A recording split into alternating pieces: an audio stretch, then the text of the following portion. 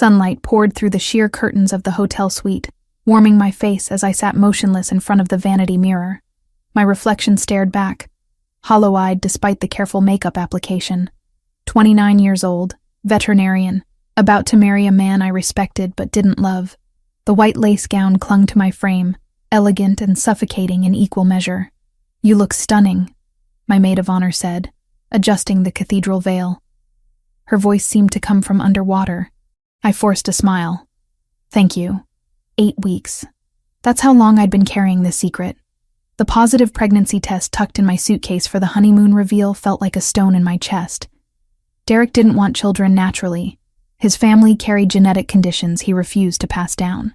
The insemination with an anonymous donor had been clinical, practical. Everything our relationship was built on. Safe, predictable, utterly devoid of passion. The Fairmont Copley Plaza hummed with activity below. 150 guests gathered in the garden terrace, their chatter drifting up through the open window.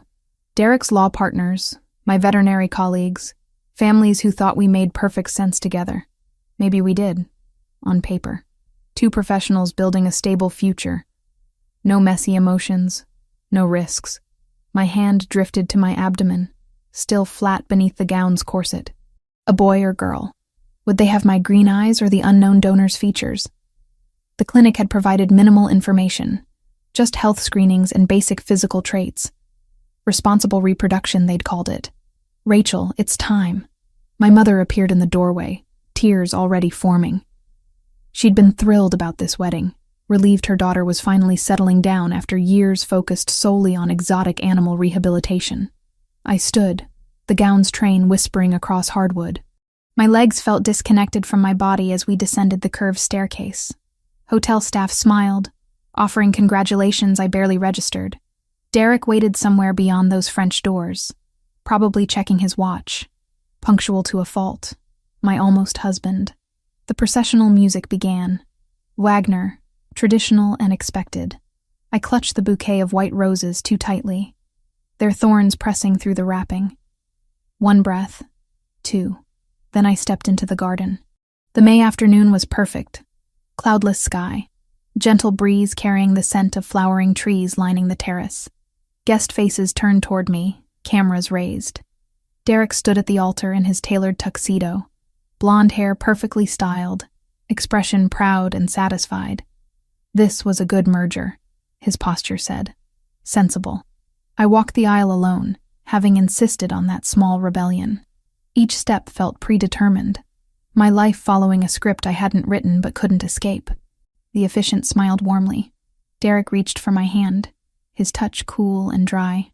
"Dearly beloved," the officiant began. I tried to focus on the words, on the commitment I was about to make. Derek squeezed my fingers, mistaking my trembling for emotion. Maybe it was. Just not the kind he imagined. "If anyone objects to this union..." The roar of engines cut through the ceremony. 3 black Escalades crashed through the garden's side gate, tires tearing gouges in the manicured lawn. Screams erupted from the guests. Derek's grip tightened painfully as security guards rushed forward, only to freeze when car doors opened. Men in dark suits emerged, moving with military precision. Not rushed, not panicked, controlled. 10 of them formed a corridor, and then he stepped out. Tall, easily 6'2", with black hair and eyes so dark they absorbed light. His presence hit like a physical force, silencing the chaos. He wore a charcoal suit that probably cost more than my gown, cut to emphasize broad shoulders and a frame built for violence. A thin scar bisected his left eyebrow, the only flaw in otherwise devastating features. He looked like he'd been carved from marble by an angry god, and he was looking directly at me. "Rachel Morgan." His voice carried across the terrace, accented with something Mediterranean. Italian, maybe. Each word pronounced with careful precision. "Step away from him." Derek moved in front of me, finally finding his voice. "What the hell is this?" "Security." The hotel's guards had their hands on their weapons but didn't draw. Something about these men, their stillness, their readiness, made even armed professionals hesitate. The stranger kept walking, his men flanking him. Guests scattered. Someone sobbed, but he never broke eye contact with me. My heart slammed against my ribs. Fear, and something else I couldn't name, flooding my system. "You don't know me," he said, stopping 5 feet away. "But you're carrying my child." The world tilted. Derek's hand fell from mine. The officiant backed up, clutching his Bible. My mother gasped from somewhere in the crowd. "That's insane," I managed, voice barely audible. "I've never seen you before in my life. Riverside Fertility Clinic, 8 weeks ago." He reached inside his jacket. 2 of his men shifted, hands visible and empty to show he wasn't pulling a weapon. He withdrew an envelope, extended it toward me. "There was an error, not an accident. Your procedure used my genetic material. The clinic is compromised, connected to people who want to hurt me. Which means you're in danger. Right now." Derek exploded. "This is harassment. You're threatening her. I'm saving her." Those dark eyes finally left mine, fixing on Derek with something close to pity. "You can't protect her from what's coming." "I can." "Rachel, get behind me," Derek ordered, but his voice wavered. He was a litigator, comfortable in courtrooms, not facing down men who radiated lethal capability. I couldn't move, couldn't process. My baby, the tiny cluster of cells I'd already started loving, belonged to this stranger? Impossible. The clinic had protocols, safeguards. "I don't believe you," I said, but my voice cracked. His jaw tightened. "You don't have time to believe me. Look." He pointed past the garden wall. A black sedan I hadn't noticed before sat idling on the street beyond. Its windows were tinted, but I felt eyes watching, predatory and patient. "They've been following you for 3 weeks, he said. "Waiting for today. Isolated location, minimal security during your honeymoon. You would have disappeared, and your fiancé would have spent years searching for a body he'd never find. You're insane." But my skin prickled. Had I been followed? Those odd moments of feeling watched while grocery shopping. The car that seemed to appear behind mine too often. I'd dismissed it as wedding stress. The stranger's phone buzzed. He glanced at it, expression hardening. "We're out of time." Gunfire shattered the afternoon. The sedan's door opened and muzzle flashes sparked. Guests dropped to the ground screaming. Derek stumbled backward, pulling me with him. The stranger moved faster, his hand clamping around my wrist with bruising force. He hauled me against his chest, his body a wall between me and the bullets I heard whizzing past. "Move," he barked at his men. They formed a protective shell, returning fire with weapons that appeared in their hands like magic. Professional, economical shots. The sedan's windshield spiderwebbed. Someone inside shouted in a language I didn't recognize. I couldn't breathe, couldn't think. My ears rang from the gunfire. The stranger's arm was steel around my waist, dragging me toward his vehicle. I tried to resist, heels skidding on grass. "Let me go." "Your choice." His voice was hard at my ear. "Come with me and live, or stay here and watch everyone you love die in the crossfire. Decide now." Derek lay on the ground, covered by an overturned table, face white with terror. My mother crouched behind a planter, hands over her head. Another burst of gunfire sent chips of stone flying from the hotel's facade. A waiter crumpled, clutching his shoulder. The stranger wasn't asking. He was stating facts with the certainty of someone who'd seen this play out before. I stopped fighting. He lifted me effortlessly, my gown tangling around my legs as he carried me to the Escalade. The door was already open. He placed me inside with surprising gentleness, then slid in beside me, barking orders in Italian. The door slammed. The vehicle surged forward. Through the window, I watched my wedding dissolve into chaos. Derek staggering to his feet. My mother searching the crowd, probably for me. The sedan peeling away, pursued by 2 of the stranger's vehicles. The Fairmont's garden, a war zone. My veil caught on a chair like a ghost. "Seatbelt," the stranger said, his voice returning to that controlled calm. I stared at him. My hands shook too badly to manage the buckle. He reached across, his movements efficient and impersonal, clicking it into place. His cologne was subtle, expensive. Leather and something darker. His knuckles were scarred. "Who are you?" I whispered. He met my eyes, and I saw something flicker in their depths. Regret, maybe, or resignation. Luca Valentasi. He leaned back, blood seeping through his sleeve where a bullet had grazed him. He didn't seem to notice. And for the next few months, you belong to me. The Escalade merged into traffic, and my old life disappeared behind us. I woke to unfamiliar silence. No traffic sounds, no city hum. Just birds and the distant whisper of wind through trees. For a moment, I floated in confusion before memory crashed down. The wedding. Gunfire. Luca Valentasi dragging me into his vehicle while my life exploded behind me. I shot upright in bed, heart hammering. The room around me was beautiful and wrong. Cream walls, hardwood floors gleaming with morning light, furniture that looked antique and expensive. A window showed manicured gardens and high stone walls topped with cameras. My wedding gown lay draped over a chair, streaked with grass stains and smelling of gunpowder. I was still wearing the slip underneath, nothing else. Someone had removed my shoes, unhooked the corset.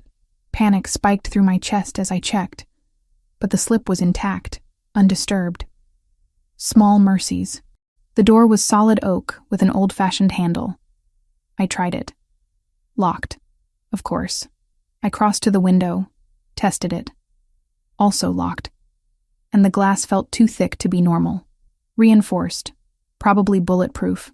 The garden below was empty except for a man in a dark suit walking the perimeter speaking into a radio. Security. Prison guards by another name. Breathe. I forced air into my lungs, pressing my palms flat against the cool glass. 8 weeks pregnant, kidnapped by a stranger claiming the baby was his, trapped in a mansion that looked like something from a colonial postcard. This wasn't real. Couldn't be. But the dull ache in my wrist where he'd gripped me said otherwise. The ringing still faint in my ears from gunfire. The absence of my engagement ring, lost somewhere in the chaos. A soft knock preceded the lock clicking open. A woman entered, middle-aged with steel-gray hair pulled back severely. She carried a tray, her expression neutral but not unkind. "Breakfast," she said, setting it on the dresser. Coffee, toast, fruit, yogurt. My stomach churned at the sight. "Bathroom is through there." She nodded to a door I'd missed. "Fresh clothes in the closet, your size. Mr. Valentasi will see you when you're ready." "I'm not ready," I said, voice hoarse. "I want to leave." Something flickered in her eyes. "Pity, maybe. Ring the bell when you want to come down." She indicated a small brass bell on the nightstand. "Someone will escort you." She left before I could respond. The lock engaged with a soft snick. I didn't touch the food. Instead, I explored my cage systematically. The bathroom was marble and chrome, stocked with unopened toiletries. The closet held clothes in my exact size, jeans, sweaters, practical shoes. Someone had done their homework. The thought made my skin crawl. How long had Luca Valentasi been watching me? Planning this? I dressed mechanically, choosing jeans and a loose sweater that hid my still flat stomach. Splashed water on my face, tried to tame my hair. The woman in the mirror looked haunted. Good. She should be. The bell stayed silent. I wouldn't summon my captors like a trained animal. An hour passed. 2. My defiance felt increasingly stupid as hunger gnawed at my stomach and the baby I carried. Finally, I rang the bell once, sharp and angry. A different guard appeared, younger, but just as silent. He gestured for me to follow, staying 2 steps behind as we descended a curved staircase. The house was stunning. All high ceilings and understated wealth. Original art on the walls, Turkish rugs muffling our footsteps. Old money or very good taste paired with new money. We stopped at double doors. The guard knocked, waited for a response, then opened them and stepped back. Luca Valentasi stood behind a massive desk in what was clearly a library. Floor-to-ceiling bookshelves lined 3 walls, filled with leather-bound volumes. A 4th wall was windows overlooking the garden, sunshine streaming through to illuminate him like some Renaissance painting. He'd changed into casual clothes, dark jeans and a black shirt with sleeves rolled to his elbows. The bandage on his forearm was the only sign of yesterday's violence. "Sit." He indicated a leather chair across from the desk. I stayed standing. "I want to go home." "You don't have a home anymore." He opened a folder, began laying out photographs on the desk with methodical precision. The moment I took you from that wedding, you became a target. Going back puts everyone you know at risk. You did this. The words burst out, sharp with rage. You destroyed my wedding, terrified my family. You're the threat here. No. He looked up, those dark eyes pinning me in place. I'm the solution to a problem you didn't know existed. Come here. Look. I didn't want to obey. Didn't want to step closer to this man who radiated danger like heat from a flame. But something in his voice, a resignation, made me move. The photographs were surveillance images. Me leaving my apartment, walking through Boston Common, entering the veterinary clinic where I worked. And in every single photo, circled in red, was a man. Different clothes, different positions, but the same face. Sharp features, light eyes, watching me. His name is Ardit Krasniki, Luca said. Albanian organized crime. He's been tracking you for 3 weeks. My throat went dry. I picked up one photo, dated April 23rd. I remembered that day, stopping for coffee before work. The feeling of eyes on my back. Why? I whispered. Luca pulled out another folder, thicker. He opened it, revealing medical documents. Riverside Fertility Clinic letterhead. My name on patient forms. And then, genetic testing results that made my vision blur. 3 years ago, I stored genetic material at Riverside, he said, voice flat and clinical. Standard procedure before high-risk operations in my line of work. The clinic's director, Dr. Arben Krasniki, is Ardit's cousin. They accessed my samples, identified me. When you came in for your procedure 6 months ago, they saw an opportunity. I sank into the chair, legs suddenly unable to hold me. They switched the samples. On purpose. Yes. He slid the genetic test across. 99.9% probability of paternity, creating a vulnerability they could exploit. A child of mine would be valuable leverage. The room spun. My baby, the miracle I'd planned and hoped for, was a weapon. A pawn in some criminal game I didn't understand. The Krasnikis want territory I control, Luca continued, relentless as a surgeon cutting. Shipping routes through Boston Harbor. They've been escalating for months. This was their play, create a hostage before you even knew you were one. Wait until the pregnancy progressed past the fragile first trimester, then take you. Use the child to force me to surrender what they want, or watch my son or daughter die slowly. Bile rose in my throat. You're lying. Making this up to justify kidnapping me. He turned his laptop around. Security footage played. Timestamp showing 2 weeks ago. The exterior of Riverside Fertility Clinic. A man entering through a side door at 2 a.m., leaving 20 minutes later with a box. Luca froze the frame. Zoomed in. The face was clear. Ardit Krasniki. He's been collecting files, Luca said. Patient records.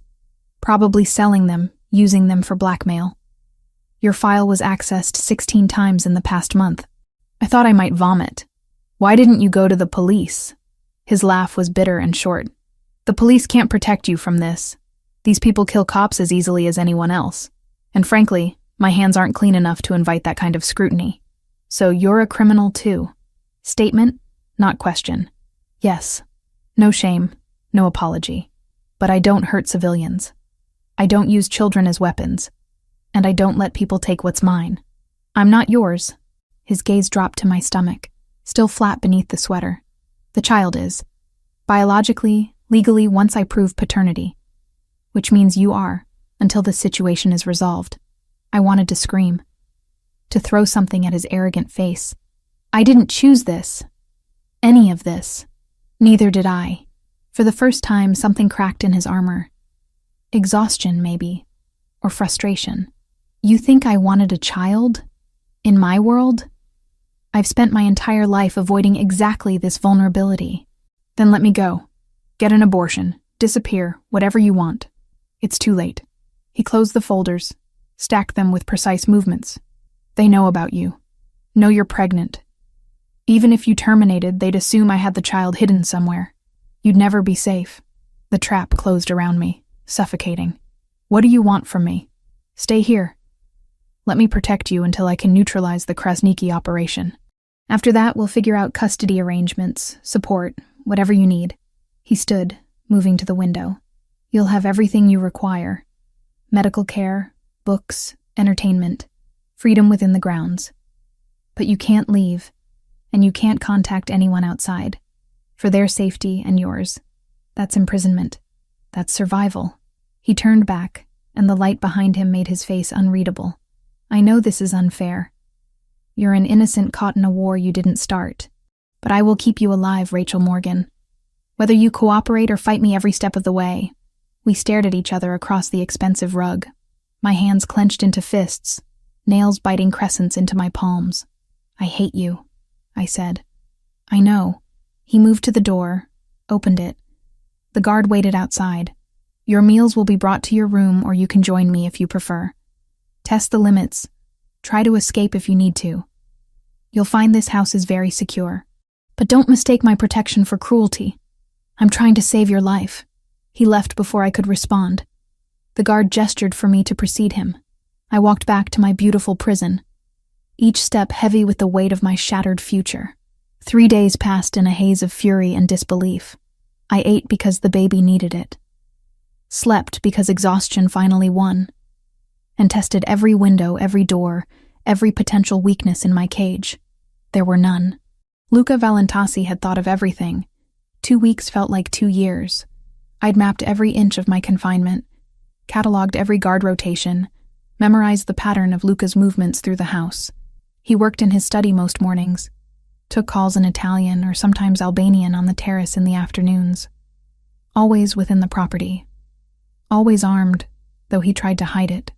We maintained a cold war of silence. I refused to eat with him, taking meals in my room instead. Refused to acknowledge his existence when we passed in hallways. He didn't push, didn't force interaction. Just watched me with those unreadable dark eyes, tracking my movements like I was a skittish animal he needed to gentle. The morning sickness had gotten worse.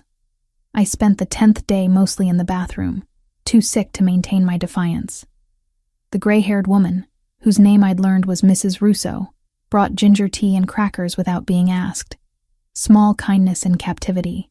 By the 14th night, insomnia had become my constant companion. I paced my room at 2 a.m., restless and angry and terrified in equal measure. The baby was real, growing inside me despite the nightmare circumstances. 9 weeks now. In 3 weeks, I'd hear the heartbeat. If I was still alive. That thought kept me awake more than anything. Luca claimed protection. But what if he was wrong? What if the Krasnikis found this place? A sound shattered my spiraling thoughts. Distant, but distinct. Glass breaking. Shouts. Then the sharp crack of gunfire. My blood turned to ice. More shots. Closer now. Running footsteps in the hallway. I backed away from my door, searching frantically for anything resembling a weapon. The desk chair, maybe. I grabbed it, positioned myself in the corner farthest from the window. The lock clicked. I raised the chair, ready to swing at whoever entered. Luca burst through, gun in hand, shirt splattered with blood. Not his. I registered with strange detachment. His eyes swept the room, landed on me. With me. Now. What's happening? They found us. He crossed the space in 3 strides, grabbed my wrist. The chair clattered from my grip. Basement. Move. Another explosion rocked the house, shaking the floor beneath my feet. Luca yanked me into the hallway where 2 guards stood with automatic weapons, scanning both directions with military precision. They formed up around us, one ahead and one behind, as Luca pulled me toward a door I'd thought was a closet. He opened it to reveal stairs descending into darkness. Gunfire echoed from downstairs, closer, mixed with shouting in that same language I didn't understand. Albanian, probably. The Krasnikis had come. We descended quickly, my bare feet slapping against concrete. The basement was reinforced, I realized. Steel-lined walls, heavy door at the bottom, a panic room. Luca shoved me inside. The space was maybe 10 by 12, lined with monitors showing security feeds of the house and grounds. I watched in horror as men in dark tactical gear swarmed the garden, engaging with Luca's people. Muzzle flashes lit up the night like deadly fireflies. How many? One of the guards asked, weapon trained on the door we just entered through. At least 12, Luca replied, checking his gun's magazine. Maybe more. Matteo, you stay with her. Radio if anything changes. You're going back out there? The words escaped before I could stop them. He looked at me, and something flickered across his face. It's my house. My people. I don't hide while they fight. You'll get killed. Worried about me, Dr. Morgan? The ghost of dark humor touched his mouth. I've survived worse. I'm worried about being trapped in a basement if you die and they get in. Practical. Cold. Safer than admitting the spike of genuine fear I'd felt seeing him covered in blood. His expression hardened. They won't get through Matteo. And if somehow they do, there's a tunnel. Far corner, behind the shelf unit. It leads to a garage 3 blocks away. Keys are in the lockbox. Code is your birthday. That stopped me. How do you know my birthday? I know everything about you.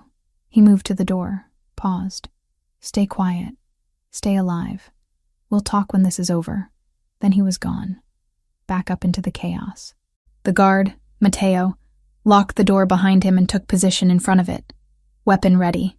His face was young, maybe 25, but his hands were steady. I sank onto the bench against the wall, pulling my knees to my chest. On the monitors, I watched hell unfold. Bodies fell on both sides.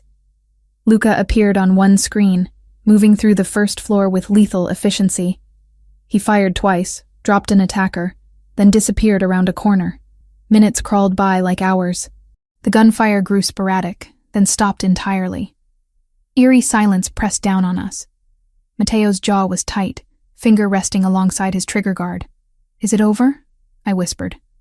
Don't know. The radio crackled. Luca's voice, rough and breathless. Matteo. Status. Secure. She's safe. Keep her there until I give the all clear. We're sweeping for stragglers. 20 more minutes passed before the door lock beeped and opened. Luca descended, now wearing a different shirt. Clean. Black. But I could see the tension in his shoulders, the tightness around his eyes. He'd been hurt, even if he was hiding it. They're gone, he said. Dead or retreated. House is secure. I stood on shaking legs. How many? Dead? His voice was flat. 8 of theirs. 2 of mine wounded. None killed. 8 people. Dead. Because of me. Because of a baby I hadn't even asked for. I need air, I managed. Not yet. Cleanup crew needs to work. Give them an hour. I need air now. My voice rose, hysteria creeping in at the edges. I need out of this box. Something in my tone must have registered. Luca nodded to Matteo, who stepped aside. First floor only. Stay away from windows. I pushed past him, up the stairs, emerging into a house transformed. Bullet holes pocked the walls. Blood streaked the hardwood. Broken glass crunched under my feet as I stumbled toward the terrace doors, needing open space, needing sky. Luca followed but kept distance, letting me rip the doors open and stumble outside. The garden smelled of gunpowder and copper. I made it 3 steps before my legs gave out. I sank to the stone patio, pulling my knees up, trying to breathe through the panic. He sat beside me, not touching, just present. We stayed like that as dawn began to lighten the eastern sky. Pink and gold touched the clouds, indifferent to the violence below. This is your life, I said finally. Death and blood, and never feeling safe. Yes, and you brought a child into it. His hands clenched. I didn't bring anything. This was done to both of us. I turned to look at him. Really look. He was 35. I'd learned from documents I'd found in his study during my explorations. Successful, powerful, feared, and utterly alone in a fortress he'd built against a world that wanted him dead. How do you live like this? I asked. You learn not to feel too much, not to care too deeply. Keep everyone at arm's length. He met my eyes. Safer that way. That sounds like hell. It is. He looked away, jaw working.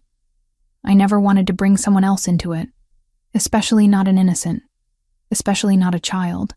The admission felt raw, honest in a way nothing else between us had been. I thought about Derek, safe in his courtroom battles. about my quiet life rehabilitating injured raptors and teaching veterinary students. Normal problems, normal dangers. They really would have killed me, I said softly, if you hadn't taken me first. Yes, you and the baby. Without hesitation, I wrapped my arms around my stomach, protective and automatic. I don't want this. I know. His voice carried infinite tiredness. But wanting doesn't change what is. We sat in silence as the sun rose fully, burning away the shadows. Men in coveralls arrived, began the grim work of disposal and repair. Luca finally stood, offered me his hand. I looked at it for a long moment. Taking it felt like acceptance, like admitting my life had fundamentally changed and wouldn't change back. But my legs were still shaky, and his hand was steady. I took it. He pulled me up gently, released me the moment I had balance. Mrs. Russo will bring breakfast to the library, he said. We need to talk about next steps. They know this location now. We'll need to relocate. Another prison? Bitterness leaked through. Another fortress. He started toward the house, paused. For what it's worth, I'm sorry. You deserved better than this. I followed him inside, stepping over bloodstains being scrubbed away by people who'd clearly done this before. In the library, morning light poured through undamaged windows. Books lined the walls, unchanged and unchanging. I sank into the leather chair across from his desk, exhausted down to my bones. Mrs. Russo appeared with coffee and pastries. I took the coffee gratefully, let the warmth seep into my cold hands. Luca sat behind his desk, pulling up information on his laptop. There's a property in the Seaport District, he began. High-rise, better security. We can move this afternoon. Okay. The word felt hollow. He looked up, surprised by my compliance. I was surprised too, but the attack had shifted something fundamental in my understanding. Luca was a criminal, yes. A killer, probably.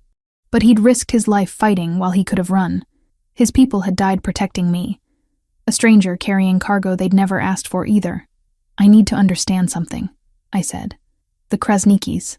Why is this territory so important? He studied me for a moment, deciding something. Then he began to explain, and for the first time, I listened without my walls up, because staying ignorant wasn't protecting me. It was just leaving me blind in a war I was trapped in, whether I accepted it or not. By the time Mrs. Russo returned to clear breakfast, I'd learned more about Boston's criminal underworld than I'd ever wanted to know. And I'd made a decision. I couldn't escape this. But maybe, if I stopped fighting and started learning, I could survive it. 4 weeks since my wedding day exploded into violence and captivity. The Seaport penthouse was nothing like the Brookline mansion. All steel and glass, modern art on white walls, floor-to-ceiling windows overlooking Boston Harbor.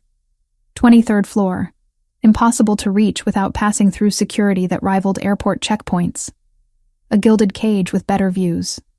I'd stopped fighting the guards who shadowed me, stopped testing doors I knew were locked. The fury that had sustained me those first weeks had burned down to something quieter but deeper. Not acceptance, exactly. More like strategic retreat, while I figured out how to exist in this impossible situation. Luca and I had developed an unspoken routine. Breakfast together in the dining room, him with his espresso and newspaper, me with herbal tea and whatever I could stomach through morning sickness. Few words exchanged, but the silence had shifted from hostile to something almost companionable. He asked about my health. I answered honestly. Small civilities in captivity. This morning he set down his coffee and slid an envelope across the glass table. Dr. Lauren Foster.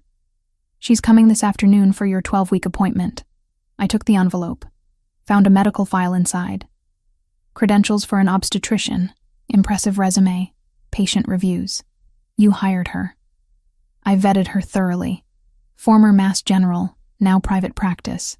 Discreet, skilled, and she owes me a favor. He caught my expression. A legitimate favor. I funded her clinic 3 years ago when banks wouldn't loan to her. She's a good person, Rachel. The use of my first name still felt strange.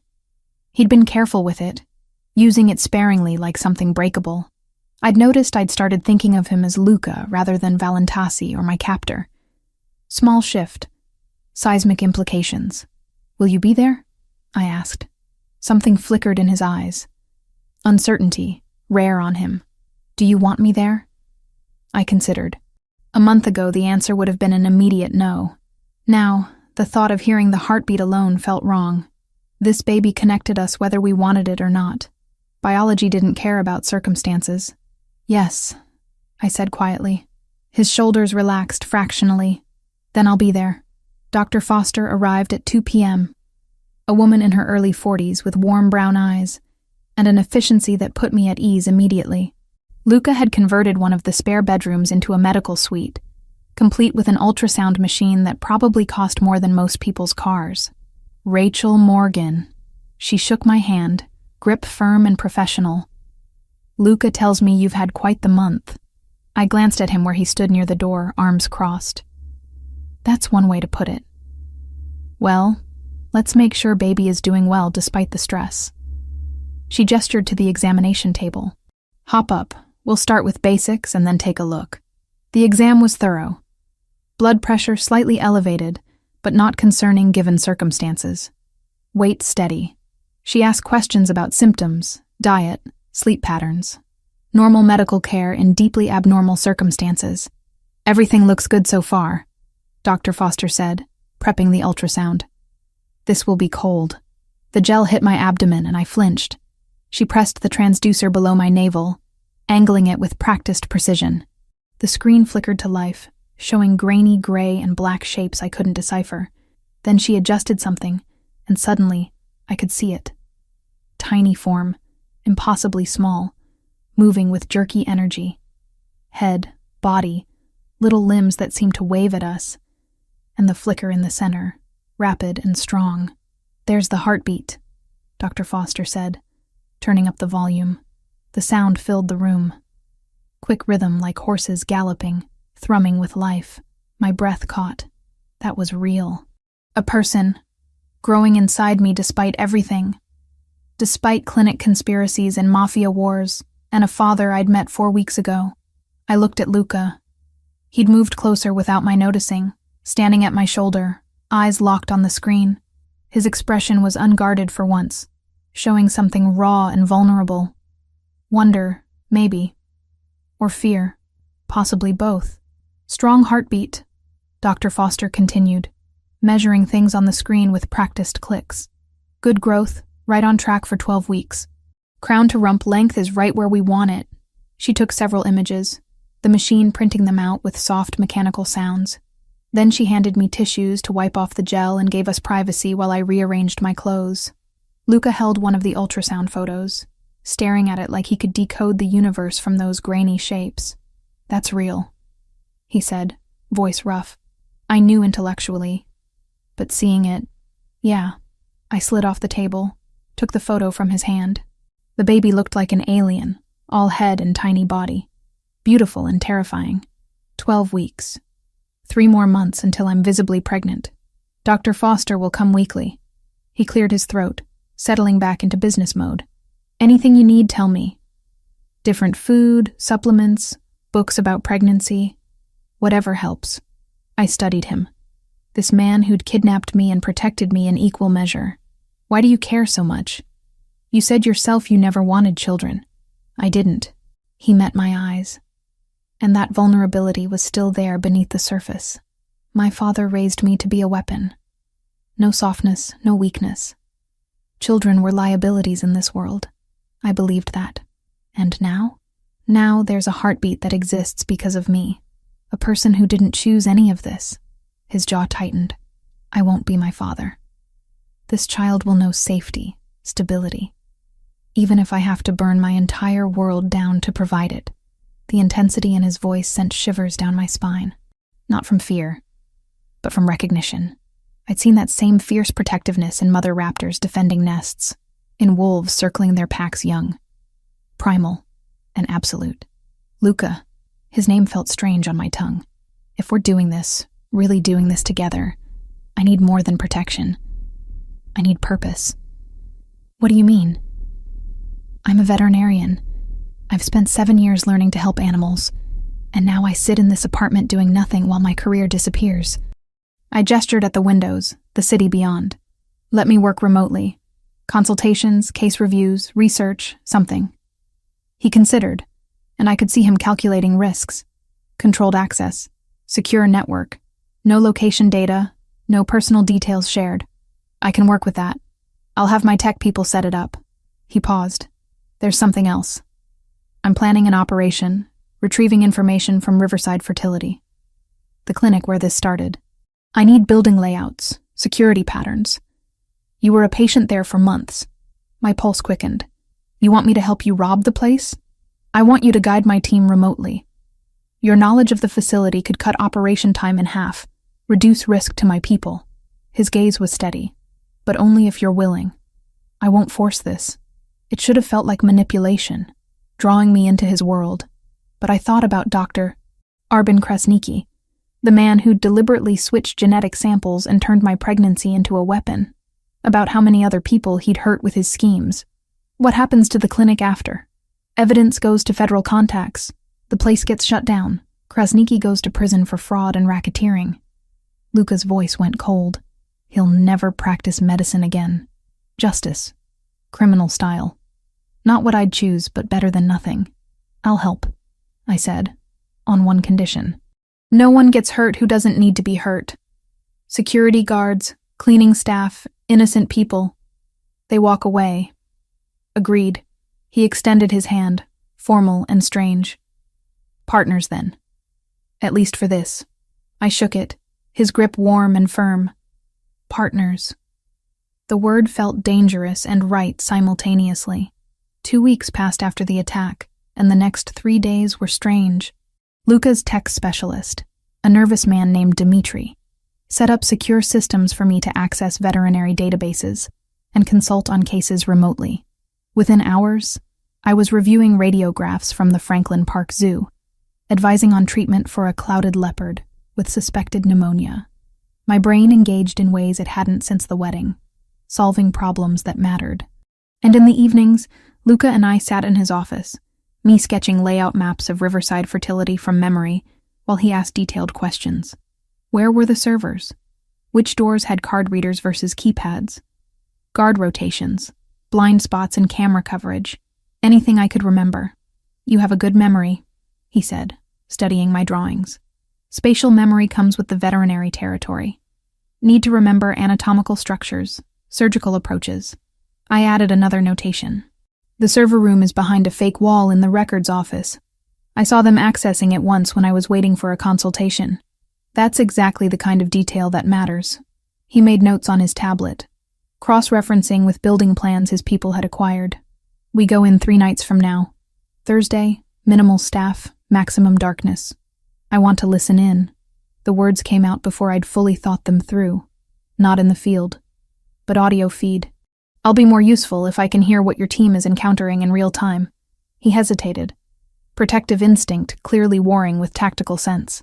Finally, he nodded. Audio only. You stay here with 2 guards. First sign of trouble, you go to the panic room. Deal. Thursday night arrived too quickly and not fast enough. I sat in Luca's office, headset on, watching security feeds from cameras his people had planted. 5 men in tactical gear moved through Riverside's parking lot at 11 p.m., silent as ghosts. Luca's voice came through clear and low. Dimitri, we're at the south entrance. Rachel, is this the door by the billing office? I pulled up my mental map. Yes. Card reader, but it's old. Should be easy to bypass. Copy.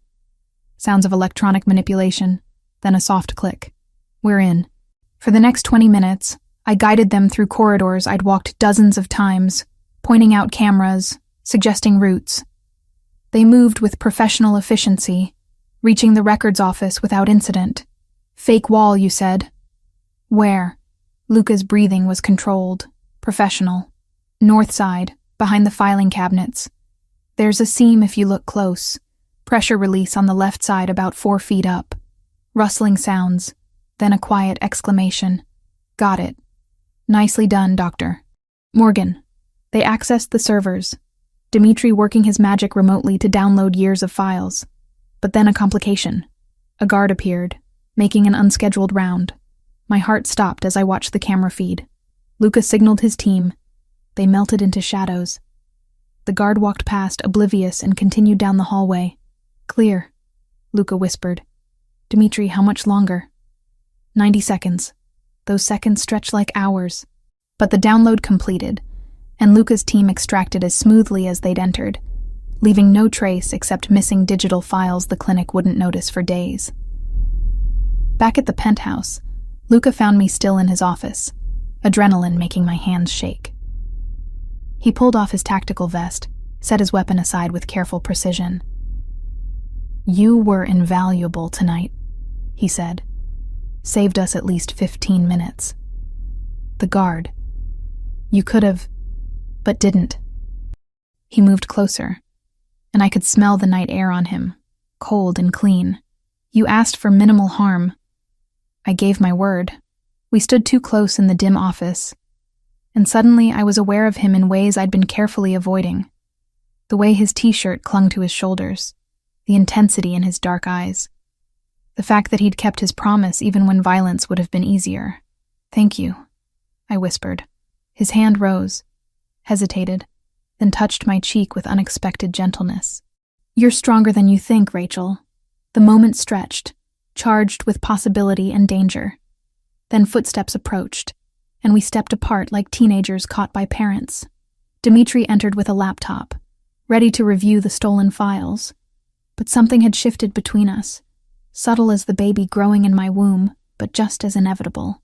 And as I watched Luca work through the night, building the case that would destroy the clinic that had violated us both, I realized I was in far more danger than I'd thought.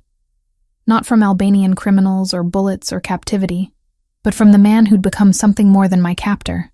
Something I couldn't name yet, but felt growing with the same certainty as the heartbeat we'd heard together. The data from Riverside Fertility painted a picture more disturbing than I'd imagined. Dmitri spent 2 days combing through files, and what he found made my stomach turn.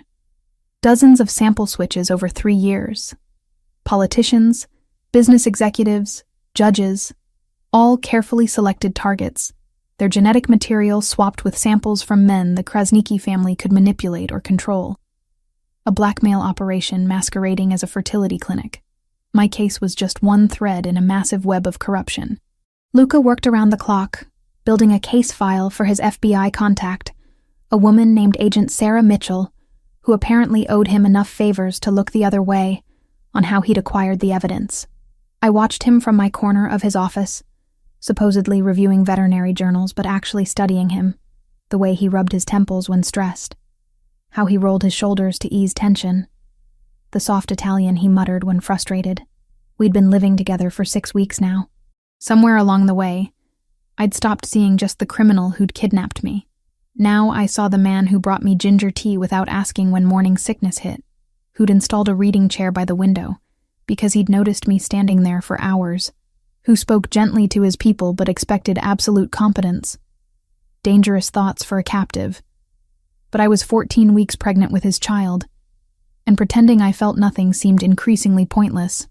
"Rachel," his voice pulled me from my thoughts. "Agent Mitchell wants Dr. Krasniki picked up tonight. She's got a warrant ready, but I convinced her to let us question him first." "Off the books." My pulse jumped. "You're going after him?" "Yes. He's the key to the whole operation, and his cousin Arben runs the Albanian side. If we can extract information about their structure, leadership, safe houses..." He trailed off, reading my expression. "What?" "I want to be there when you question him." "Absolutely not. Luca, listen to me." I stood, crossing to his desk. That man violated my body. Used me like I was nothing more than a pawn. I deserve to face him. It's too dangerous. If something goes wrong during extraction, then I stay in the vehicle, surrounded by your people. I planted my hands on his desk, leaning forward. But I need this. I need to hear him explain why he thought he had the right to weaponize my pregnancy. He studied me for a long moment, jaw tight. I could see the war in his eyes, protectiveness versus understanding. Finally, he exhaled roughly. "You stay in the SUV with Matteo and Dante. Bulletproof glass, engine running. Any trouble and they drive you straight back here." "Agreed." "And you wear a vest." His tone left no room for negotiation. "Fine." He made the call, setting plans in motion. 3 hours later, we were loading into vehicles as night fell over Boston. The bulletproof vest fit awkwardly over my small bump, but Matteo adjusted it with surprising gentleness. "You sure about this?" Luca asked one more time as I climbed into the SUV. "I'm sure." The drive took 30 minutes, heading to an industrial area near the harbor that smelled of salt and oil. Abandoned warehouses lined the street, perfect for activities you didn't want witnesses to. Dr. Krasnicki's car was already there, parked outside a building with broken windows. Luca's intel had tracked him to this meeting with his cousin. "Stay here," Luca ordered, then disappeared into the darkness with his team. Waiting was torture. I sat between Matteo and Dante, both armed and alert, listening to radio chatter I couldn't fully follow. 10 minutes, 15. Then Luca's voice, clear and satisfied. "We have him, bringing him to the South Warehouse." The SUV rolled forward, stopping near a different building. Through the windshield, I watched as Luca's men brought out Dr. Arben Krasnicki, the man I'd trusted with my fertility treatment. Hands zip-tied behind his back, blood trickling from his nose. He'd fought then. Good. They took him inside. Luca returned to the vehicle, opened my door. "He's secured. If you're doing this, it's now." I climbed out on shaking legs, let him guide me toward the warehouse. The interior was mostly empty, except for support columns, and in the center, under harsh portable lights, Dr. Krasnicki tied to a chair. His eyes widened when he saw me. "Ms. Morgan." His accent was thicker than I remembered. "You're alive. I heard you'd been taken by the man whose child I'm carrying. Thanks to you." My voice came out stronger than I felt. "Did you think I wouldn't find out?" Something flickered across his face. Fear, yes, but also calculation. He was still looking for angles, ways to manipulate the situation. "It was business," he said. "Nothing personal. You were chosen because you fit the profile. Single, professional, desperate enough for a baby that you wouldn't ask too many questions." The casual cruelty of it hit like a physical blow. Luca's hand touched the small of my back, steadying. "Who ordered the switch?" Luca asked, voice deadly soft. "Your cousin Agron?" Krasnicki's silence was answer enough. Luca nodded to one of his men, who produced a tablet showing the evidence they'd compiled. Sample logs, financial transfers, communications. The doctor's face went ashen as he realized how thoroughly they'd unraveled his operation. "The FBI has all of this," Luca said. "Your clinic is finished. Your medical license gone. Prison is guaranteed.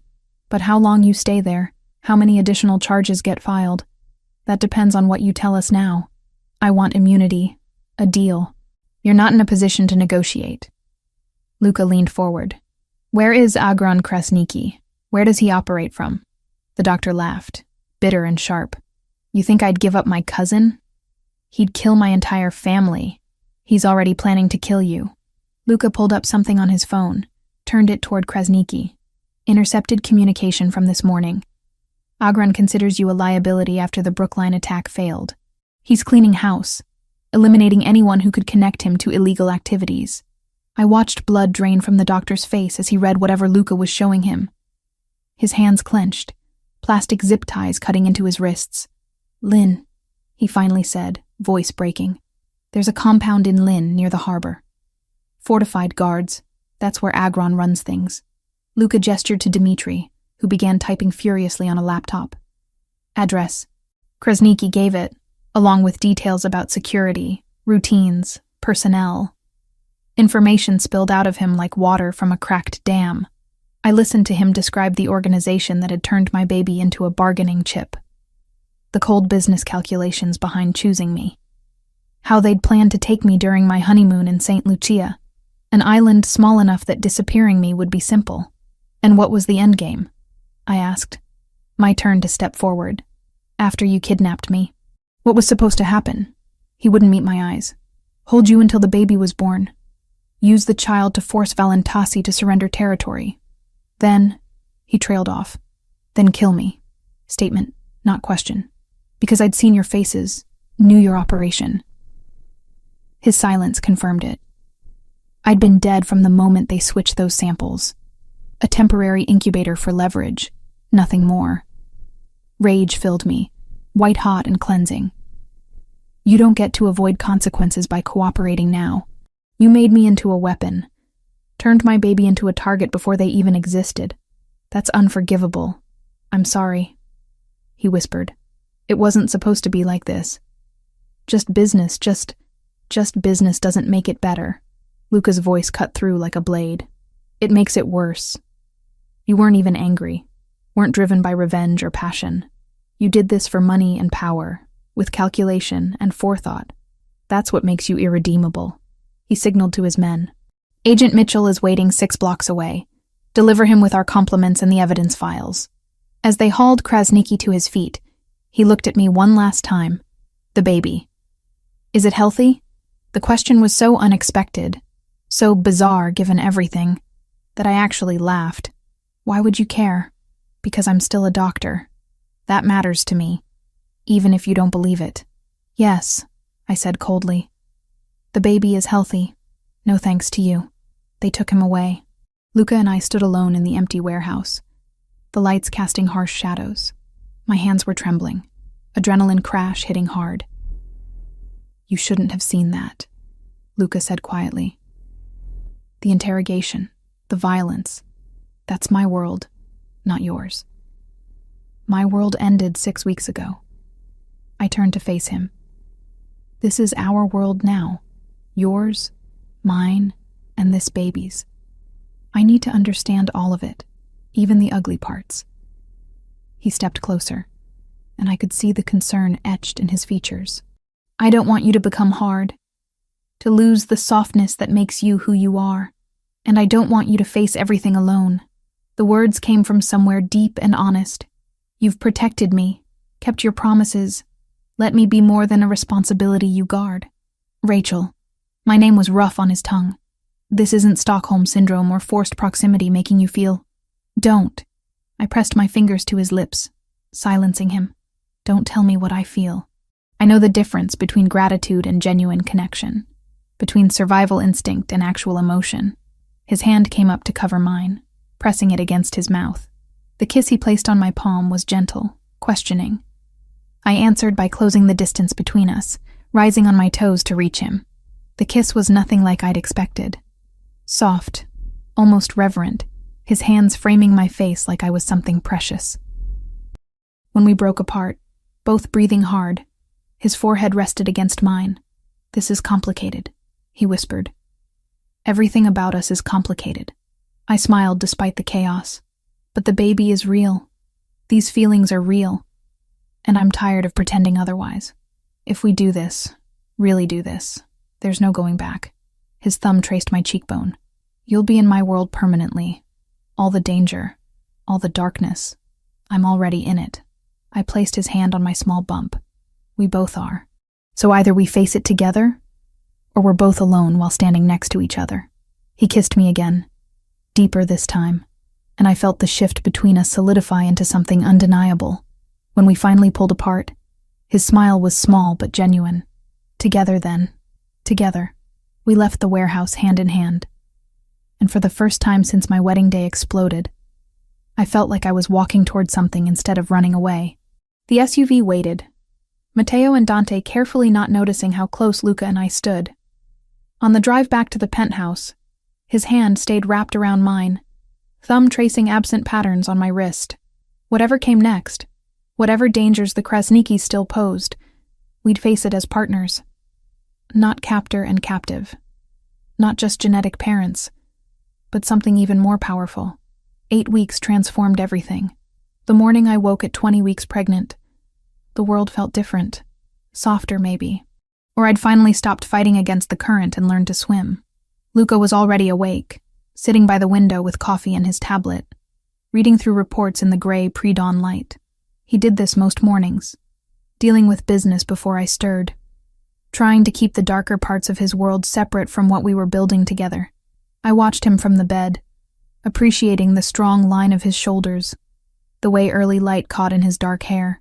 We'd been sharing this room for 3 weeks now, a gradual migration that started with him falling asleep in the chair by my bed after I'd had nightmares, progressing to him actually joining me under the covers. Slow and careful, both of us terrified of breaking whatever fragile thing we'd created. I can feel you staring, he said without looking up, amusement in his voice. Maybe I like looking at you. He glanced over, that small smile I'd learned to treasure appearing. How are you feeling? Good. Better than good, actually. I pushed myself up, and movement inside made me pause. There it was again, like bubbles or butterflies. Luca, come here. He was across the room in seconds, sitting on the bed with careful attention to not jostle me. What's wrong? Nothing's wrong. Give me your hand. I placed it on my stomach, pressing firmly. We waited in silence for a moment. Then it happened again. A distinct flutter, pushing against his palm. His eyes went wide. Is that the baby? First time I've really felt movement. Tears prickled my eyes, hormones making me emotional. That's our son. Our son. Dr. Foster had revealed the sex 2 weeks ago during the 20-week anatomy scan. A boy, healthy and active, measuring perfectly. Luca had gone silent when she'd told us, processing the weight of raising a male child in his world. All the expectations, the dangers, the legacy he'd inherit. Now, feeling his son move for the first time, Luca's expression was unguarded wonder. He's real. Very real. And apparently already practicing for soccer. I laughed as another flutter came, stronger this time. He leaned down, pressing a kiss to my stomach, then to my lips. Good morning to both of you. These moments were what sustained me through the continued reality of our situation. Dr. Krasniki was in federal custody. The clinic shut down permanently, but Agron Krasniki remained at large despite Luca's efforts to locate him. The Albanian boss had gone to ground after his cousin's arrest, and the uncertainty kept Luca's security protocols tight. I was still a prisoner, just a willing one now. My gilded cage came with a man I was falling dangerously close to loving. The morning passed normally. I consulted remotely on a case involving a sick snow leopard at the zoo. Luca handled his various business interests from the office. We'd developed comfortable domesticity, strange as that sounded. Lunch together, discussing baby names. Afternoon walks on the penthouse's private terrace, his hand protective on my lower back. At 5 p.m., I was reading when an explosion shattered the peace. The entire building shook. Glass rained from somewhere below. Alarms screamed to life, shrill and panicked. Luca appeared in the doorway, already armed, face set in grim lines I hadn't seen since Brookline. Car bomb, front entrance. He pulled me up, grabbed a go bag from the closet. We're evacuating. Now. How did they find us? I don't know, but we're not staying to ask questions. He led me toward the back hallway where a service elevator waited. Matteo and 2 other guards already in position. This goes to the parking garage. Vehicles ready. We crowded into the elevator, descending rapidly. My heart hammered against my ribs. One hand pressed protectively over my bump. The baby kicked, responding to my adrenaline. I'm scared too, I thought. The parking garage was chaos. Residents evacuating, security personnel trying to maintain order. Luca's SUV waited by the emergency exit, engine running. He hustled me toward it, guards forming a protective box. Then the second explosion hit. This one was closer, massive, tearing through the garage's south wall with a roar of fire and concrete. The shockwave threw me forward into Luca, who caught me and kept us both upright through sheer force of will. Debris rained down, a chunk of concrete smashing the windshield of a nearby car. Move! Luca shoved me into the SUV, climbed in after me. Matteo was already in the driver's seat, punching the gas before the door fully closed. We burst through the emergency exit as a third explosion rocked the building behind us. In the rearview mirror, I watched smoke pour from the structure we'd called home. People streamed onto the street, fire trucks approaching with sirens wailing. They really wanted us dead, I said, voice shaking. They want me dead, Luca corrected grimly. You're collateral damage they're willing to accept. Matteo drove with controlled urgency through Boston streets, following evasive patterns Luca directed. No one spoke except to give directions. The magnitude of the attack was sinking in. 3 coordinated explosions meant planning, resources, willingness to kill dozens of innocent people just to get to one man. Where are we going? I finally asked. Brookline. The mansion's been rebuilt with upgraded security. Luca was on his phone, barking orders in Italian. It's the most defensible location I have. 25 minutes later, we pulled through gates I'd last seen 6 weeks ago. The house rose before us, restored to its former glory but with subtle differences. More cameras, reinforced windows, guard posts that hadn't existed before. Luca had transformed it into a fortress. Inside, the familiar layout brought strange comfort. Mrs. Russo appeared, taking my bag with practiced efficiency. "Your room is ready, Ms. Morgan. Same as before." But I didn't want the same as before. "I'm staying with Luca." He looked at me, surprised, then nodded. "Second floor. Master suite." We climbed the restored staircase. The master bedroom was large, decorated in masculine tones of navy and gray, but Luca immediately began adjusting things. Opening curtains to show me the view, checking the attached bathroom, ensuring I was comfortable. "Luca?" I caught his hand, stilling his nervous energy. "Sit with me. Please." We sat on the edge of the bed, and I could feel the tension radiating from him. "I'm sorry," he said quietly. "This is exactly what I feared. You, caught in crossfire, in danger because of me, because of Agron Krasniki," I corrected. "This started with him, not you, but it continues because of my refusal to give him what he wants."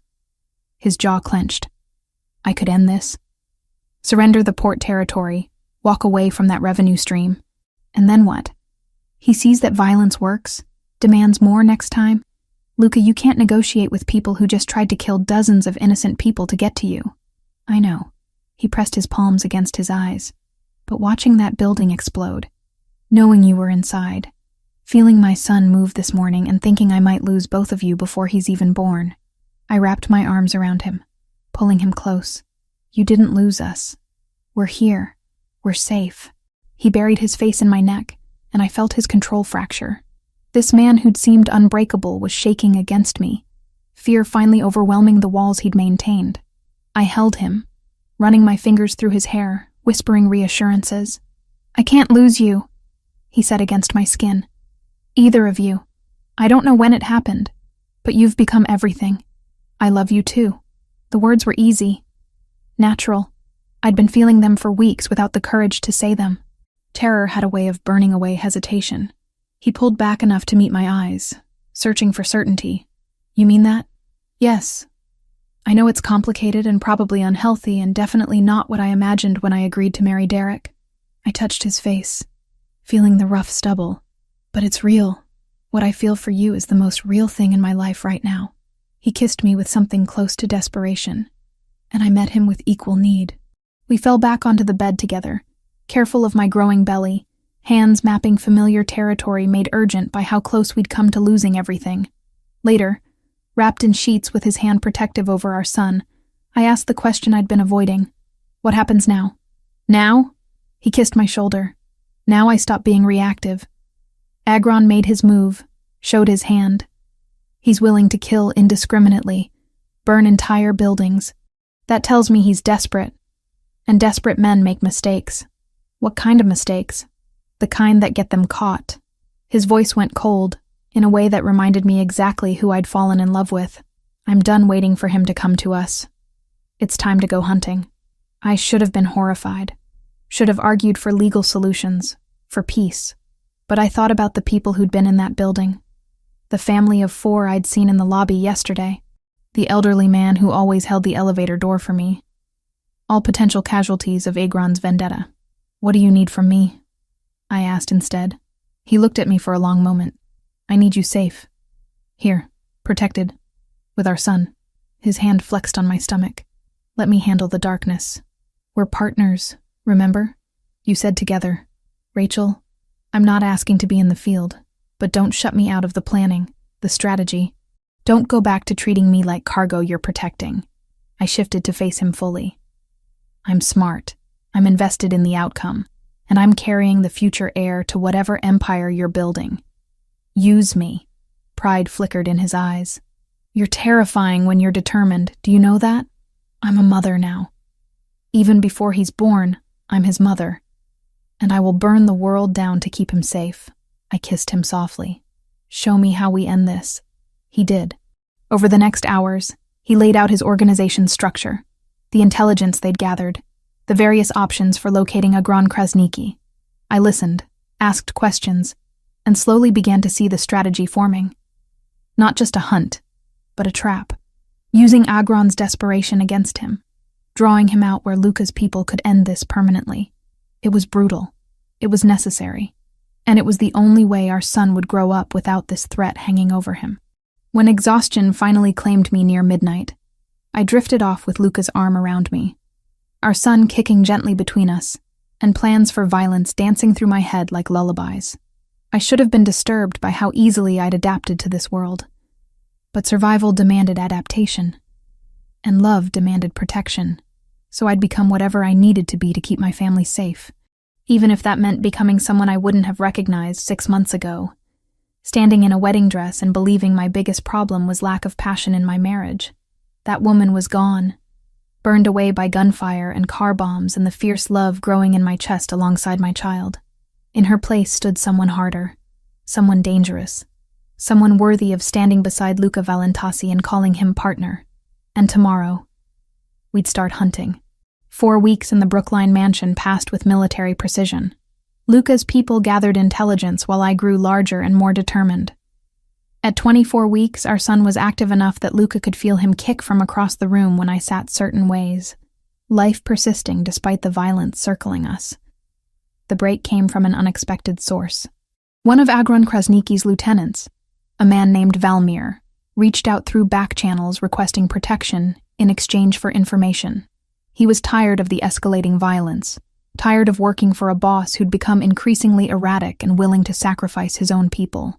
Luca arranged the meeting with characteristic caution, but what Valmir revealed changed everything. Agron wasn't in Lynn anymore. He'd relocated to a warehouse compound in Chelsea after the seaport bombing, paranoid that his previous location had been compromised. More importantly, he was planning another attack, this time targeting the mansion directly with enough firepower to level it completely. When? Luca asked, voice deadly calm. 3 days, maybe 4. Valmir looked haunted. He's bringing in specialists from overseas, Russians. They don't care about collateral damage. After Valmir left with protection detail assigned, Luca and I stood in his study looking at maps of Chelsea. The warehouse was fortified, surrounded by Agron's people. A direct assault would be costly and might fail. We needed him to come to us, but on our terms. The gala, I said suddenly. Luca looked up. What gala? New England Aquarium is hosting their annual conservation fundraiser next week. I was invited to speak 6 months ago, before everything happened. I pulled up the email on my tablet, forwarded from my old account that Dimitri monitored. It's a public event, lots of witnesses, but also lots of isolated areas in the aquarium itself. If Agron thinks I'll be there, vulnerable and visible, he won't be able to resist. Luca studied the invitation, mind clearly calculating angles. But Rachel, using you as bait while you're 6 months pregnant, is exactly why he'll believe it. I'm supposed to be in hiding, terrified. If I suddenly appear at a public event, it looks like arrogance or stupidity. Either way, he'll come. I moved to stand beside him, pointing at the aquarium's layout. The deep ocean exhibit has limited access points. We control the environment, have your people positioned as guests and staff. He walks into our trap instead of us walking into his. He was quiet for a long moment, and I could see the war in his expression. Every protective instinct screamed against it, but tactically it was sound. Finally, he nodded. Heavy security. Bulletproof vest under your clothes. Extraction plan if anything goes wrong. And at the first sign of real danger, you leave. No arguments. Agreed. The next 3 days were intense preparation. Dimitri coordinated with aquarium security. Luca's people infiltrated as caterers and custodial staff. I rehearsed my presentation on sea turtle conservation, a topic I actually cared about despite it being cover for an assassination plot. The cognitive dissonance was dizzying. Dr. Foster came to check on me and the baby the day before the gala, concerned about stress levels. Your blood pressure is elevated, she said, frowning at her readings.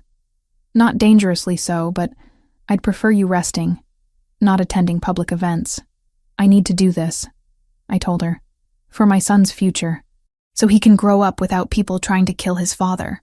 She looked between Luca and me, recognition settling in her eyes. You're using yourself as bait. I'm ending a threat, I corrected. There's a difference. She didn't look convinced, but didn't argue further. After examining our son and pronouncing him healthy despite my elevated stress, she packed her equipment. Be careful, Rachel. That baby needs his mother. He needs both parents, I replied. That's what I'm fighting for.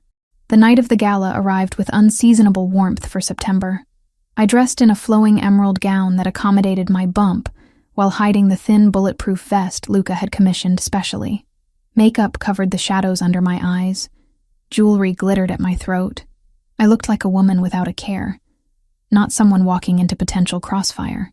Luca wore a tailored suit that concealed his weapon, hair styled back, every inch the legitimate businessman attending a charity function. We'd arrived separately, maintaining the fiction that I was here alone, vulnerable. The aquarium at night was otherworldly. Massive tanks glowed with bioluminescent life, casting rippling light across hundreds of guests in formal wear. I moved through the crowd toward the presentation area, hyper-aware of Luca's people positioned throughout. Matteo was dressed as a waiter. Dante posed as someone's date. At least 10 others I'd been briefed on. All armed, all ready. My presentation went smoothly, despite my racing heart. 20 minutes on conservation efforts, rehabilitation programs I'd worked with, the importance of protecting marine ecosystems. Applause followed, questions from genuinely interested attendees. Normal people living normal lives, unaware of the violence simmering beneath the surface of their evening. Afterward, I circulated through the cocktail reception, accepting congratulations, discussing veterinary medicine with curious guests, all while watching. Waiting. He came during the second hour. I spotted the recognition in Matteo's subtle hand signal. 3 men entering through the main entrance, moving with purpose. One of them matched photos I'd studied. Agron Krasniki, older than his cousin. Hard-faced and radiating controlled violence. I drifted toward the deep ocean exhibit as planned, a massive cylindrical tank that rose 3 stories, filled with sharks and rays. The area was less crowded, darker. Perfect hunting ground or perfect trap, depending on perspective. 2 of Agron's men followed me. I pretended not to notice, stopping to admire a hammerhead shark gliding past the glass. Behind me, I heard their approach. Then Luca's people moved. It happened fast. The 2 men were grabbed, dragged into a service corridor before they could react or cry out. Weapons confiscated, hands restrained. I kept my position, the visible target, waiting for the primary threat. Agron appeared from the opposite direction, blocking my retreat. His hand was inside his jacket, no doubt on a weapon. We stared at each other across 15 feet of polished floor, the shark tank casting shifting shadows. Rachel Morgan, he said, accent thick. You're either very brave or very stupid. Neither. I'm just tired of running. I kept my voice steady despite my hammering heart. Tired of watching you terrorize innocent people because you want my child. That child is leverage. Worth millions in territory and shipping rights. He stepped closer. Come with me quietly. No one else gets hurt. That wasn't the deal in the Seaport District. How many people died in your bombing? 20? 30? Anger fueled my courage. You're willing to kill anyone to get what you want. Business requires sacrifice. Another step. You should understand that by now. Being Valentasi's whore. The word struck like a slap, but I held my ground. I'm not his whore. I'm his partner. And you made a mistake coming here tonight. You think you've trapped me? He laughed, pulling his weapon. I have 6 men in this building. More outside. You're the one trapped. Are you sure about those numbers? Luca's voice came from behind Agron, cold and final. Because we've already neutralized 4 of your people. The other 2 are currently being escorted to federal custody. It's just you now. Agron spun, weapon rising, but he was surrounded. Luca directly behind him, Matteo and Dante flanking, 4 other guards cutting off all escape routes. The aquarium's public areas were distant enough that no civilians would hear or see what happened next. You're outplayed, Luca said softly. Lower the weapon or die here. Your choice. For a moment, I thought Agron would choose death. Saw the calculation in his eyes, the pride warring with survival instinct. Then he slowly lowered the gun, let it clatter to the floor. Smart, Luca said. Matteo moved in, securing Agron's hands behind him with practiced efficiency. Now you're going to tell me where your remaining operations are. Who's still loyal to you? What resources you have left? Everything. Go to hell. Luca smiled, and it was terrifying. We can do this the easy way or the interesting way. I'm patient. They started to take him toward a service exit, but Agron's eyes locked on me. You think you've won? That child will grow up in blood. He'll see what his father really is. And it will destroy him. Better that than growing up kidnapped by you, I replied. Better anything than your version of the world. Luca moved between us, blocking Agron's view of me. Get him out of here. Interrogation site beta. He turned to me as they dragged Agron away, expression softening. Are you all right? I'm fine. Is it over? Not yet. He took my elbow gently, guiding me toward another exit. I need to question him, find out who else might continue his operations. But yes, the main threat is neutralized. Our son can grow up without this hanging over him. We slipped out through kitchen passages, avoiding the main event still happening above. In the SUV waiting at the service entrance, I finally let myself collapse against the seat, adrenaline crash hitting hard. Luca climbed in beside me, pulled me close. You were incredible, he said into my hair. Terrifying and perfect. I was terrified, I admitted. But it worked. It worked. He pulled back enough to kiss me gently.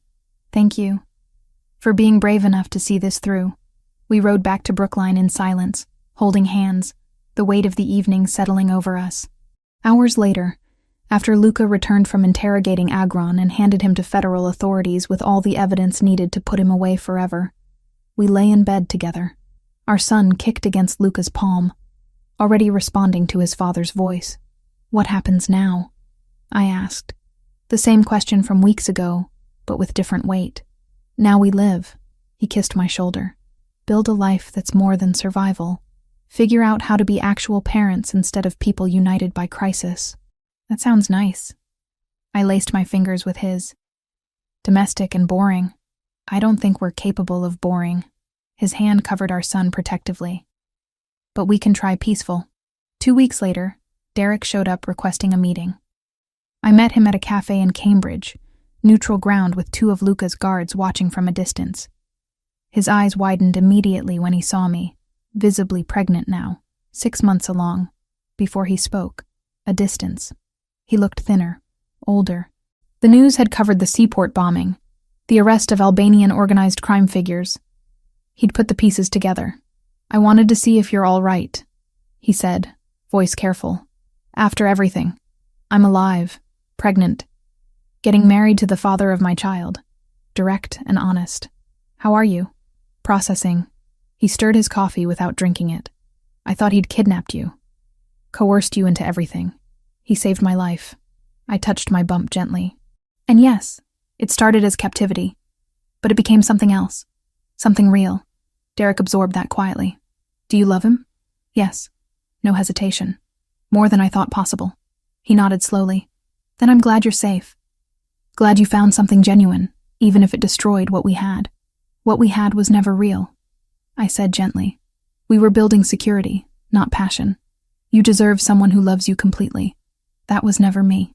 I know. A sad smile touched his face. Goodbye, Rachel. Have a good life. You too. I watched him walk away, closing the final chapter of my old existence. When Luca appeared beside me, hand warm on my shoulder, I leaned into him without reservation. Ready? He asked. For what? I was thinking we should make it official sooner rather than later. He pulled out a small velvet box, opened it to reveal a simple platinum band with a single emerald. Marry me. Really marry me this time. Just us and people who matter. I looked from the ring to his face, seeing vulnerability beneath the confidence. Yes. He slipped it on my finger, kissed me right there in the cafe with curious strangers watching. And for the first time in 6 months, I felt like I was exactly where I was supposed to be. The garden looked completely different from the last time I'd stood here. 8 months ago, this lawn had been torn by vehicle tires, stained with blood, hosting the destruction of my planned wedding. Now it was pristine, decorated with white flowers and simple elegance. 30 people sat in chairs facing an arch woven with ivy and roses. People who mattered. People we actually wanted to witness this. I stood in the mansion's library, watching through the window as guests arrived. 36 weeks pregnant, moving required strategy and assistance. The wedding dress had been custom-made by a designer who understood that elegance and a massive belly could coexist. Champagne silk that flowed over my bump, capped sleeves, simple lines, hair loose and natural because Luca liked it that way. The emerald engagement ring caught light as I adjusted my dress one more time. "You look beautiful," Mrs. Russo said from the doorway, tears already forming. She'd become something like a mother figure over these months, teaching me Italian phrases and how Luca took his coffee. He's a lucky man. I'm the lucky one. And I meant it. Against all odds, despite the violence and chaos and impossible circumstances, I'd found something real. Dr. Foster appeared, making one last check. Blood pressure is good. Baby's heartbeat is strong. Try not to stand for too long. And for the love of all that's holy, do not go into labor during your ceremony. I'll do my best. I touched my stomach where our son pressed against my ribs, always active during important moments. Hear that? Stay put for a few more hours. Matteo appeared at the door, looking uncomfortable in a formal suit. It's time, Ms. Morgan, or soon-to-be Mrs. Valentasi. I took a deep breath, accepted his offered arm, and walked through the mansion toward the garden. The late afternoon light was golden. Perfect. Music played softly, acoustic guitar covering a song I didn't recognize but found beautiful. Guests turned as I appeared, but I only had eyes for Luca. He stood beneath the arch in a charcoal suit, hands clasped in front of him, expression unguarded in a way few people ever saw. Vulnerable and fierce simultaneously. As I walked toward him, his eyes never left mine, and I could see everything in his face. Love, gratitude, disbelief that we'd actually made it here. I reached him, took his offered hands. They were warm and steady, grounding. The officiant, a judge who owed Luca favors but seemed genuinely moved, began. We're gathered today to witness the union of Rachel Morgan and Luca Valentasi, two people who found each other in extraordinary circumstances and chose love despite every reason not to. That was one way to describe kidnapping turning into romance, I thought, biting back a smile. They've written their own vows, the judge continued. Luca went first, clearing his throat. Rachel, 6 months ago, I took you from a wedding and thought I was just protecting an asset. A biological connection to a child I never planned to have, but you refused to be just that. You fought me, challenged me, forced me to see you as a person instead of a problem to solve. His voice roughened with emotion. You made me want to be better than what I was raised to be. You gave me hope that maybe I could be a father, a husband, something more than a criminal wearing expensive suits. I promised to protect you and our son, to honor your strength, to listen when you call me on my bullshit, and to love you for the rest of my life, however long or short that may be. Tears streamed down my face. Hormones made me cry at commercials lately, but this was different. This was everything. My turn. I squeezed his hands, found my voice. Luca, I should hate you for destroying my wedding, kidnapping me, dragging me into a world of violence I never asked for. And for a while I did. But somewhere between your fortress in Brookline and this garden, I fell in love with the man behind the reputation. You've been gentle when you could have been cruel, honest when you could have lied. You gave me choices when you could have just given orders. You see me, really see me, in a way I've never been seen before. I touched my belly. Our son is growing up with a father who will move heaven and earth to keep him safe, who will teach him strength and honor. And I get to stand beside you both, not as a captive or an obligation, but as a partner. I promise to challenge you, support you, love you through whatever comes next. Even when you're being an overprotective pain in the ass. Laughter rippled through the guests. Luca smiled, that rare, full expression that transformed his entire face. "The rings," the judge prompted. Matteo produced them. Simple platinum bands engraved on the inside with our son's due date. We slid them on each other's fingers with hands that trembled slightly. "By the power vested in me by the Commonwealth of Massachusetts, I now pronounce you husband and wife." The judge grinned. "You may kiss your bride, Mr. Valentasi." Luca cupped my face with both hands, thumb brushing away my tears, and kissed me with thorough sweetness. Our son kicked between us, making us break apart laughing. "He approves," I said. "Good, because it's too late to back out now." Luca kept his arm around my waist as we turned to face our guests, who were standing and applauding. The reception was simple. Dinner under string lights as evening fell. Toasts from Matteo, who told embarrassing stories about Luca that I stored away for later use. From Dr. Foster, who joked about the medical impossibility of our relationship working. From Dmitri, who'd apparently bet money that we'd kill each other within the first month. I sat beside Luca at the head table, his hand never far from mine or my stomach. We didn't dance, too ungainly for that, but we swayed in place while music played, and people celebrated around us. Normal. Domestic. Everything I'd thought lost the day he'd crashed my first wedding. At 9 p.m., exhaustion hit like a wall. Luca saw it immediately, made our excuses, and guided me inside.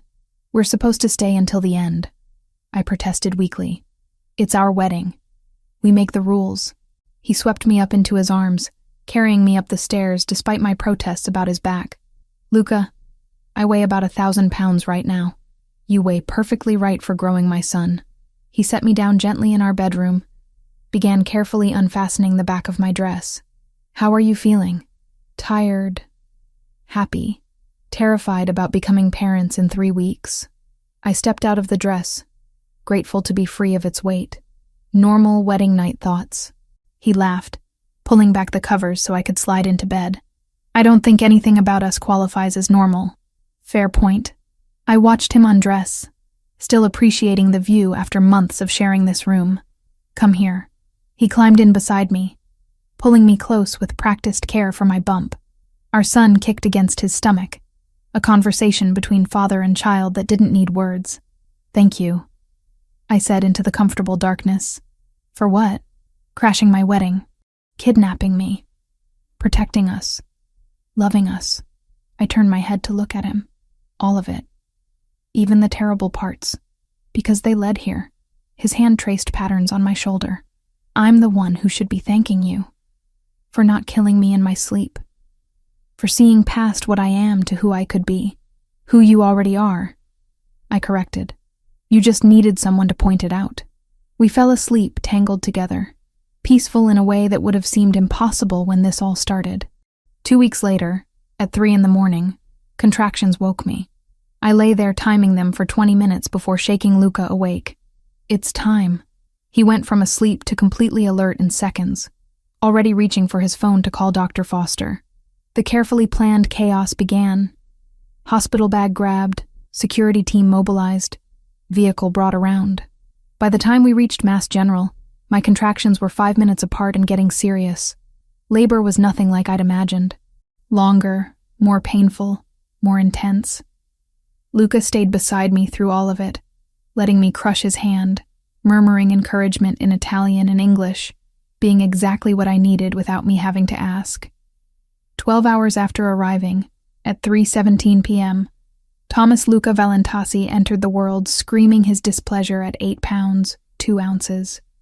They placed him on my chest immediately, tiny and perfect, and ours. "He's beautiful," Luca said, voice thick with wonder. He touched Thomas's tiny fist, which immediately wrapped around his finger. "Look at him." I couldn't look away. Our son, the baby who'd started as a biological weapon and became the center of everything. Dark hair like his father. My nose.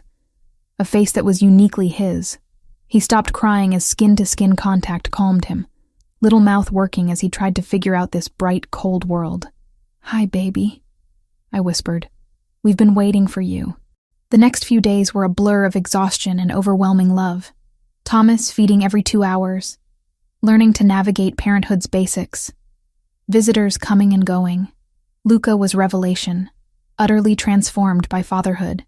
He changed diapers with focused concentration, rocked Thomas through fussy periods, sang Italian lullabies his mother had sung to him.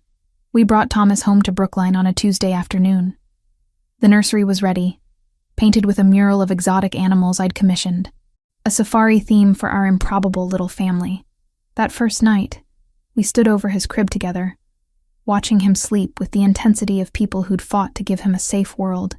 We did it, I said softly. He's here and safe and ours. We did. Luca pulled me against his side. Thank you. For him. For us. For everything. 6 months passed in a blur of sleepless nights and perfect moments. Thomas grew, thrived, developed a personality that was stubborn and sweet in equal measures. I opened a new veterinary practice specializing in exotic animal rehabilitation, working part-time while raising our son. Luca gradually transitioned more of his business interests to legitimate ventures, reducing the danger that came with his world. It wasn't perfect. Security remained necessary. There were still threats, still challenges, but we faced them together, partners in every sense.